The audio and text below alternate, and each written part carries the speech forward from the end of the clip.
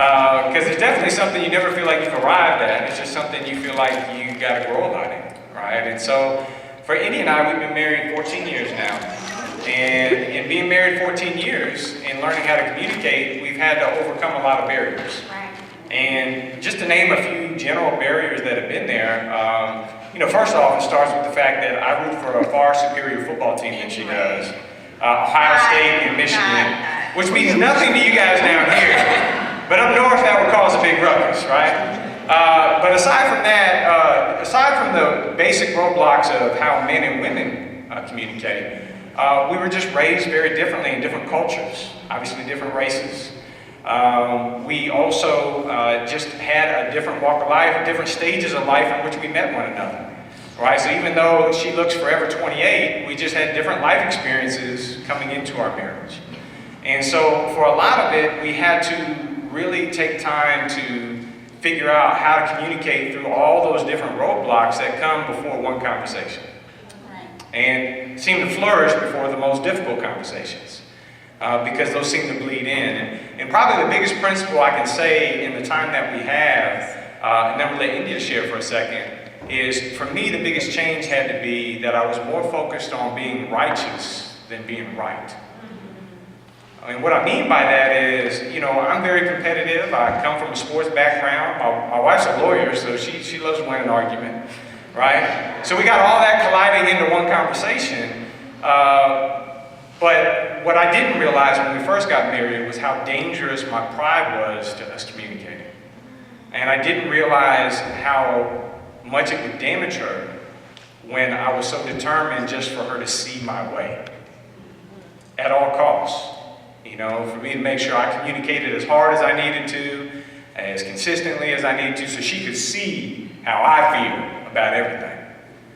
And what I saw from that is I saw the impact of me creating an environment where my wife didn't feel safe to talk to me. And the consistent impact of advice that I got was focusing more on being righteous.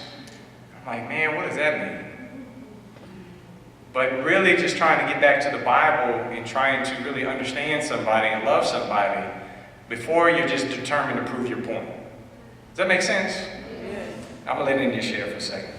And what Sean said is so true. And I think to add on top of it, he is very much a communicator. You have no question about what Sean's feeling at any given moment. I'm a stuffer. I hate talking, especially about how I feel. And so it was challenging because there would be different issues that would come up in our relationship. And Sean, it was important for him to talk about them. Well, for me, I didn't want to talk about it. Let's just do something. All right, you got a problem. Okay, you've expressed it. Let's just kind of move on. And so we would collide a lot of times. I felt like he wanted to talk about an issue and I wanted to run away from it.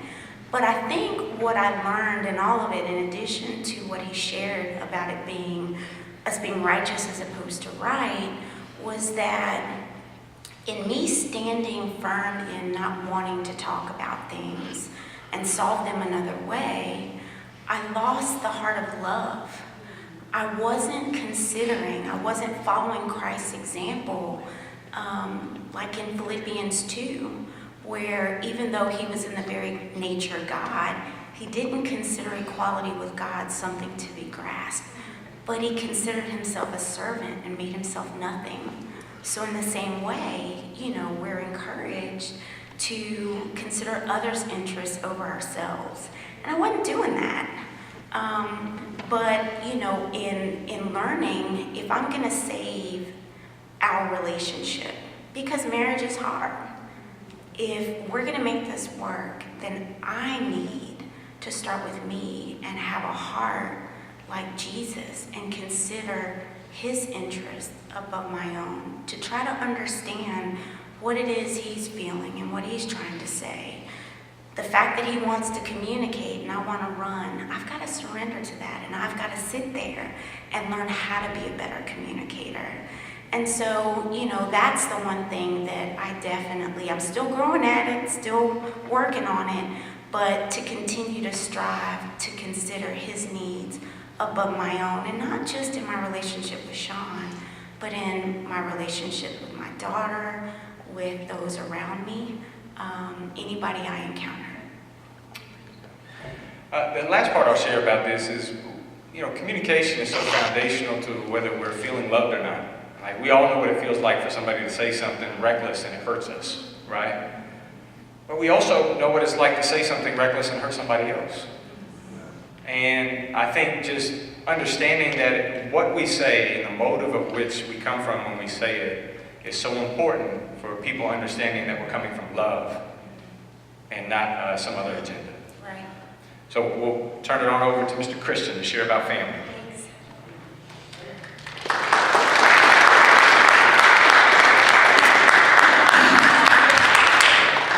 Good morning, everyone. Good morning. So I know you guys see me on stage, and I'm all happy, but to be honest with you, I'm actually a really serious person. I have my times where I'm really low, but I'm really thankful to be sharing with you guys about really how God's love has healed my family.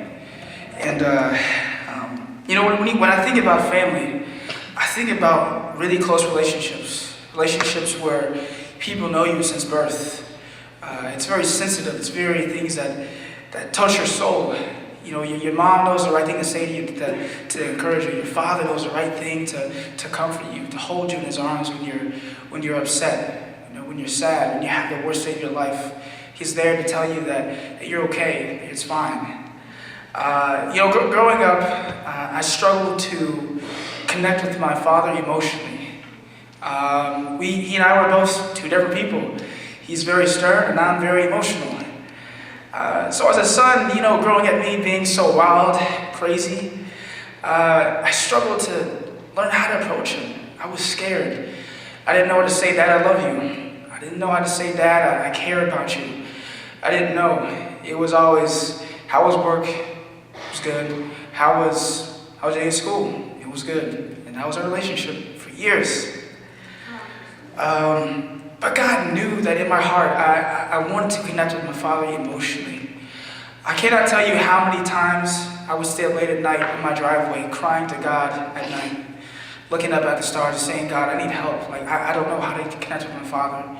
I don't know how to tell him I love him. I don't know how to say that. I don't know how to connect with him emotionally. On Father's Day, I would struggle to connect with him, to even enjoy a Father's Day. It just always felt rough. And just felt like my heart was like stone. And I said, I love you, Dad, but I didn't mean it. I always had this expectation in my heart of being the perfect son, the right son, that made everything right, that did everything correct. My dad was always there to support me, never missed a concert, but still in my heart I felt that I was never enough. And I struggled throughout all the years. But it wasn't until a big storm hit in our family, where God, He used a certain situation to separate us, to get us away, to focus on Him, and to see that we were hurting Him. And so through that storm, God used a particular friend to say, Christian, how often do you pray for your relationship with your Father? And then He used someone else months later to challenge me and say, Christian, we're going to have a father and son day. We're going to hang out with our dads today. And I said no. But he said yes. But when that day happened, that was the first time I hung out with my father in 6 months. And when I got back home, my father said, I love you. And when I got home, I cried my eyes out. And that was the first time in years I felt I could actually open my heart to receive that I love you from my own father. And then I had a brother here had challenged me to say, Christian, you're so focused on how you want him to love you, but have you thought about how you should love him? So for years I struggled with this, and I said, what am I doing? I've had so much hurt, so much anger in my heart, so much loneliness, so much frustration. But God saw my broken heart, and He knew that I needed help. And He spoke through these people to get me to understand that I need to love like He did. But it wasn't until I started loving like Jesus where healing started to happen. I started going to counseling last summer. I had a lot of issues some things happened in the family. And that was the point where I was just emotionally broken. My roommates held me in their arms. But God used that situation to expose more hurt in my heart with my father. To expose more things in my heart of that I have issues. That Christian, let go of your pride and let me heal. Stop it. You've got to let me do my work. And so, hard conversations started to happen. But God's grace and His love has definitely shaped it to where now me and my father talk all the time. You know, I didn't start talking about my dad. I didn't start talking to my dad about women until I was 21 years old. And I'm 23. And now I can tell you it's so relieving that I can openly talk to my father. I talked to my father last week. And I said, Dad, what does it mean to lead someone spiritually? Dad, I don't know what I'm doing. I'm scared. Dad, can you help me? And he listened. And that's all I asked for. But he gave me some amazing advice, and it was so amazing. So through the therapy, through the people who have spoken to my heart, you know, God's love, it's not just always happy, but it's challenging. It tells us to stop and let us to go to Him first.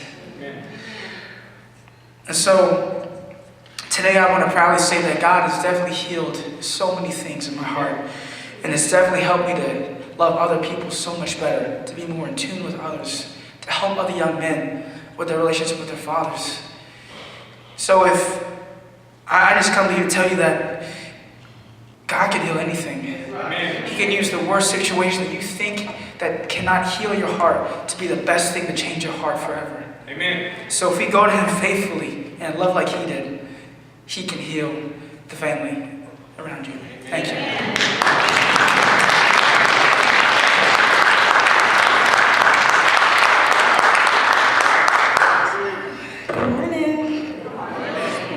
My name is Felicity, and I've been tasked with talking about why love matters with reconciliation. And I prayed through this a lot, but God made it very clear to me which relationships I needed to focus on when talking about reconciliation. Okay. So, for those of you who don't know, my name means happiness, okay? It means the state of being happy, which for the first 6 years of my life, that was who I was. I was fun-loving, I was happy, I was, trusting, I felt safe and secure, just adored my parents, but especially my dad. I was a daddy's girl. Everywhere he went, I wanted to go, and we just had a very, very special bond. And then at the age of 6, I experienced a trauma. And for those of you who are familiar with trauma, and if you know what trauma does to you, one of the biggest things that it does is it alters the way you view yourself, but it alters also the way you view other people. And so, as I started to go through different developmental stages, I started to change, and that happiness became anger, it became sadness, depression. I felt very burdened, very heavy. I was fearful. I was insecure, and I was looking for somebody to blame. And so initially, when you look at who's around you, it was very easy for me to point my fingers at my parents. It was very easy for me to point the finger at them and to look at all their faults and to look at all the things that they did wrong or the bad decisions that they had made, and to try to figure out how to blame them for my unhappiness, how to blame them for my pain.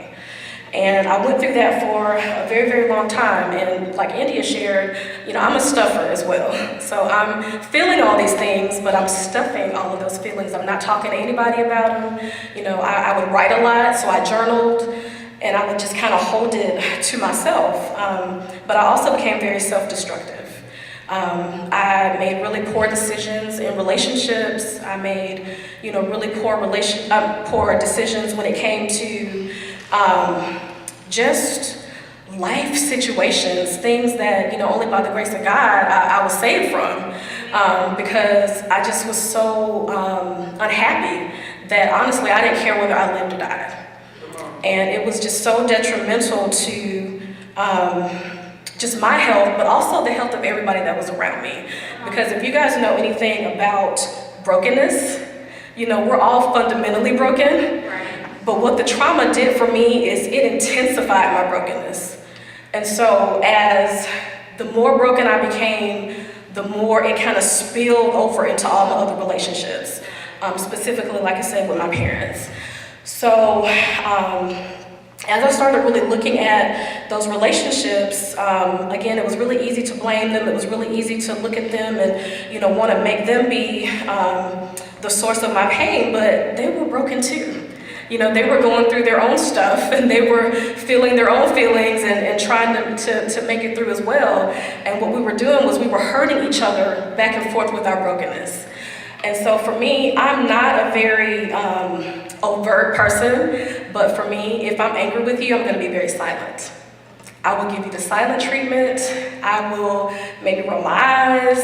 I will be disrespectful in a very silent way. And so a lot of that came out towards both of my parents. There were things that they would tell me to do and I would be very sneaky and disobedient, but in front of everybody, I was the good girl and I was the good child. But behind closed doors, I was doing all kinds of things. And I felt justified for it because I felt like I'm hurting, I'm angry, I'm in pain, so why not live the way I want to live and not think about anybody else?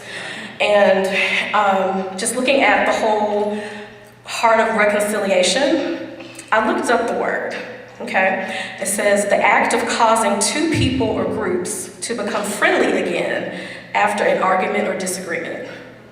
The second definition really hit home. It says the process of finding a way to make two different ideas, facts, etc. exist or be true at the same time. Wow.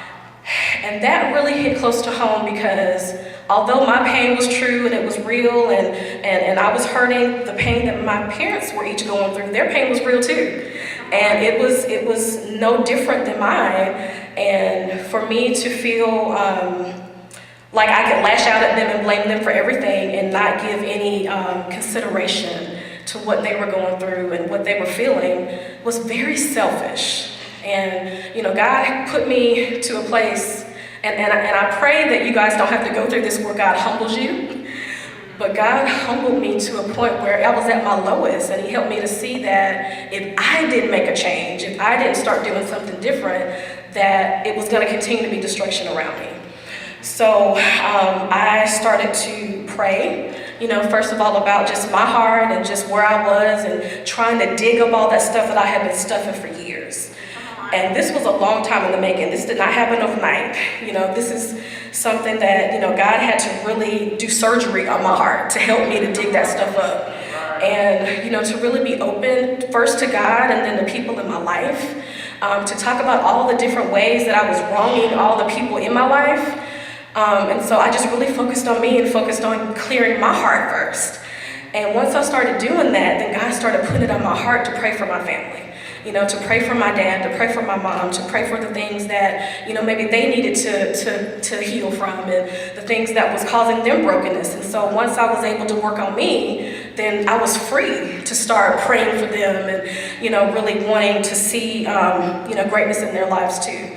And so I want to fast forward a little bit to 2 years ago, because as this started to happen, you know, we made great strides in all of our relationships. I mean, both of my parents I consider to be my best friends. You know, can talk to them about anything, you know, we've had so many heart-to-hearts that got us to the point where it just became real and the love became sincere. And so 2 years ago, my mother was on her deathbed. And I had been with her on her side, by her side the whole time, and she was in a coma for 7 weeks. And so the whole time when she was in the coma, you know, I'm praying through things and trying to, you know, trust God and trying to figure out what to do and what to say. And then it just kept drawing out, you know. And if any of you have ever been through something like that, it's such an excruciating thing because you don't know what to pray for, you don't know what to pray about. It's just very overwhelming. And part of me felt like, God, I don't know if we can continue to go on this way. You know, this is heavy, this is a lot. And he put it on my heart to pray for peace for my mom, because it became very clear that she was wrestling. You know, even though she couldn't speak and she could not verbally communicate with us, she was wrestling with what was going on within her body. And I remember having a talk with one of the hospice workers, and they said, she has something that's unresolved. You know, there is something that needs to be cleared up with somebody in her life, and she needs you to be her mouthpiece. Wow. Wow, come on. And I started praying, you know, about that, and I kept thinking, you know, who could it be? What could it be? So of course I'm the one that's there, so I, you know, started talking to her and started kind of, you know, confessing stuff. I was confessing stuff from middle school, high school, just all kinds of stuff, just trying to clear, you know, myself. And then, you know, I talked to my youngest brother, and he talked to her, and he was saying things to her. And then I called our other brother, who wasn't there physically, and I said, well, maybe, you know, it's something that she needs to hear from him. So I called him, and he talked to her, and still, she's just day after day, she's just holding on. And then I said, well, maybe it's her sister. She's really close to her sister. Let me call her. And, you know, they talked, and it was a great conversation, but still, she just kept holding on. And then God said, it's your dad. Go to your dad, talk to him about his relationship with her, and ask him if there's anything that he needs to clear up with her. Ask him if there's anything that he needs to say to her to make right. And I did. You know, we had an amazing conversation. We talked for about an hour. And he said, you know, there is some things. He said, we've talked over the years and we've had a lot of reconciliation. But he said, there's a lot of things in my heart that I've never apologized to her for. And he said, I need to make that right before it's too late. So I had to hold the phone to my mom's ear as my father poured out his heart and apologized about old and new, you know, just different things that had occurred in their relationship. And the love that I felt in that room at the time was so massive. It was so incredible just to hear the things that was on his heart, and just to see her and her reactions. And even though she couldn't speak, I knew that that was the person she was waiting to hear from. And a couple hours later, she breathed her last breath. And that was so impactful to me, because I feel like God orchestrated all of us together in that way for reconciliation. You know, he orchestrated us in that way to learn how to love each other, to learn how to be patient, to learn how to be kind, you know, to learn how to trust each other, you know, through him, and to learn how to come back together, to become friendly again after all those years of anger and bitterness and resentment, you know. And it was just so powerful. And I just want to close with something that Frank actually shared a couple months ago in a sermon. I think it was a quote. He said, the first to apologize is the bravest. The first to forgive is the strongest. And the first to forget is the happiest. And that just really resonated with me, because when I look at our family now and look at how connected we are and how loving we are, you know, number one, I can truly live up to that name of happiness, because I do feel joy. And I see it around me. I see it with my siblings. I see it with my father. And it's contagious. And so that is my story of reconciliation.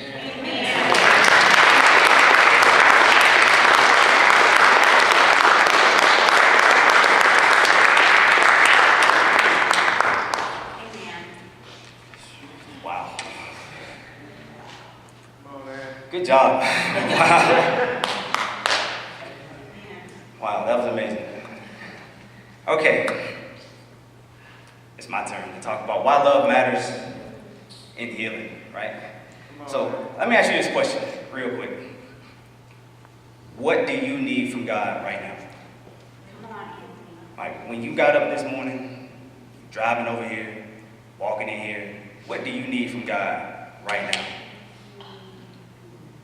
And so for me, you know, I ask myself the same question. I need comfort, and I need relief, and I need healing, right? So I hope I'm not alone in this room as I share that. But, you know, I looked in 2 Corinthians chapter 1, and, you know, Paul, you know, he's writing to the church in Corinth, and he's like, man, look, all praise to God. He is the source. He is the Father of all comfort. all compassionate. He comforts us in all our troubles so that we can also comfort other people with the same comfort that God gives us. And so I'm reading, I was like, man, that's cool, man. Somebody can relate with me. And then I started thinking about some characteristics of who God says he is. You know, God says he is the source of comfort. You know, God says that, you know, he's the source of compassion. He expects us to receive comfort. He also expects us to give that comfort. But at the same time, God's also so wise that he knows that we would have troubles to where we would need relief and healing with that comfort. Amen. And so, you know, sometimes I would think, you know, being around, you know, the fellowship, and, you know, I'd hear people having troubles to the point where they would just walk away, just abandon their faith, throw it away. They get to a crossroads, they pray for something that didn't happen, they throw their faith away. They're out the door. And I used to wonder, like, how can you do that? You know, but there's an old saying that if you hadn't gone through a storm yourself, just keep living. Come on, man. Y'all feel me on that? Yes. And so, I entered my own storm. And, you know, it's one thing when it's somebody else's storm, but when it's yours, it changes your whole perspective. Right. And so, you know, I'm dealing with this season of strings of loss, strings of grief, strings of prayers that I felt like should have been answered this way, but, you know, this way happened. Right. You know, it just kind of left me real confused, you know, left me really just feeling lost. You know, I allowed my season of troubles to, you know, to doubt what God was saying who he was. Right. You know, have you ever had those seasons where beforehand you believe what God says about who he says he is, then you deal with some troubles and you're like, man, I don't know about that no more. You know, so in the thick of my season of grief, of loss, you know, multiple family members, co-workers, classmates, just dying back to back to back, falling like dominoes. Like I was hurting because I loved them so much. And it was like, today I would reach out for them and they were there. The next day I would reach out for them and they were gone. You know? And so I'm in this season, you know, I'm focusing on, you know, God, just take the season away. Get me out the season. Hurry up, go to the next chapter. Let's go. Right? And it wasn't happening. You know, it was like I'm stuck in the same bad dream every day. That's my reality. It's like walking outside at night on a cloudy night with sunglasses on, with no street lights. Like, just give me some light. I'm ready for what's new. And so where was that comfort that God claims he gives?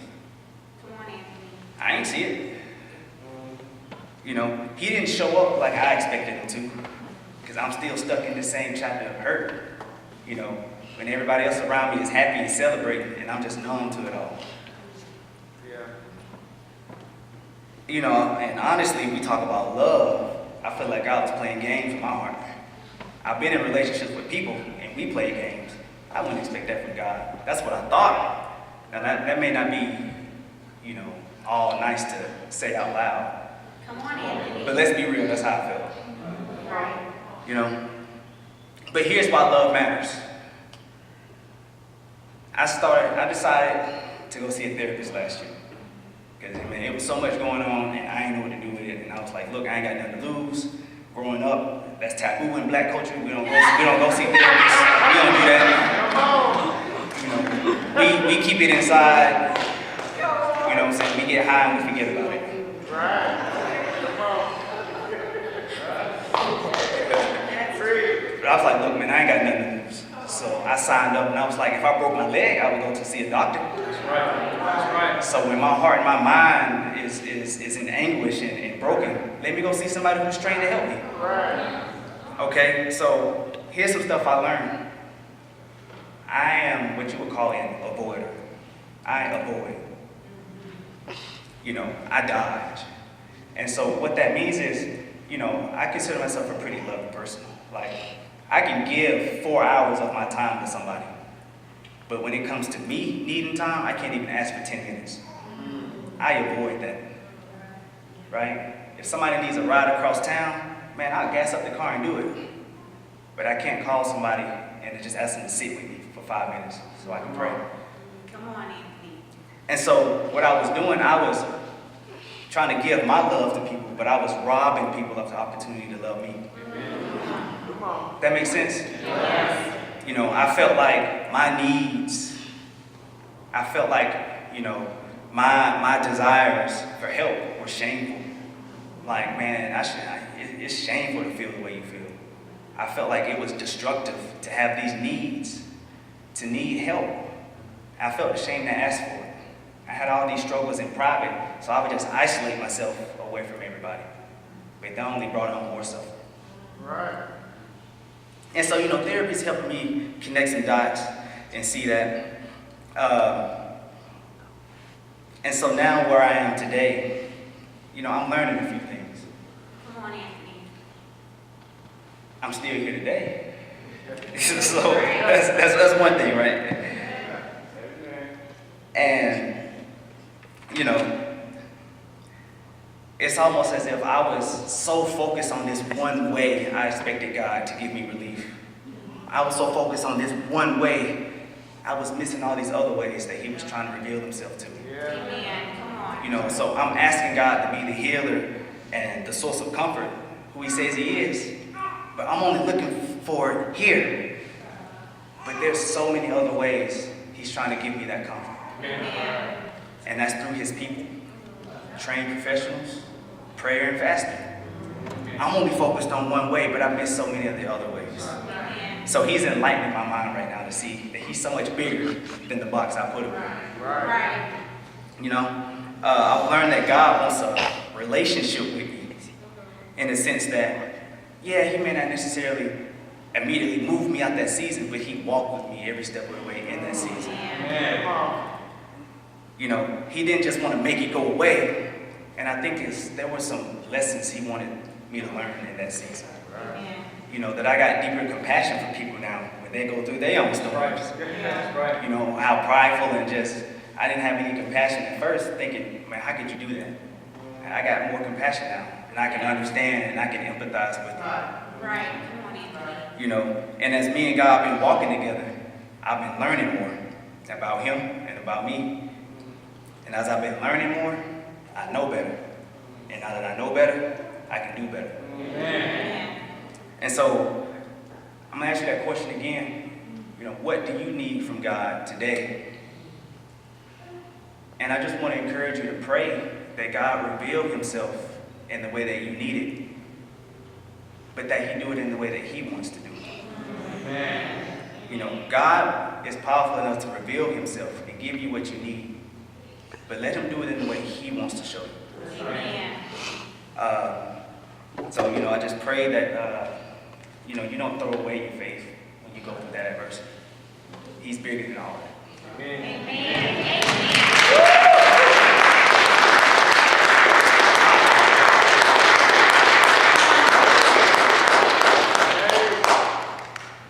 Hello, so my name is Jade. I'm going to be sharing why love matters in salvation.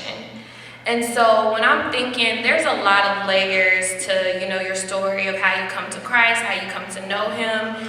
And I think this time when I was looking at it, I think God made it very apparent to me of how He showed His love for me, but how He showed His love for me through relationships that I had. So as many of you guys know, I was born and raised in Montgomery, Alabama. And one of my best friends was also in Montgomery, Alabama. So we both lived there for our whole lives, never met each other until my senior year of high school. And we were on this modeling board together at the mall. We would do community service. We would see each other like 1 or 2 times a month. And we started building a relationship through that.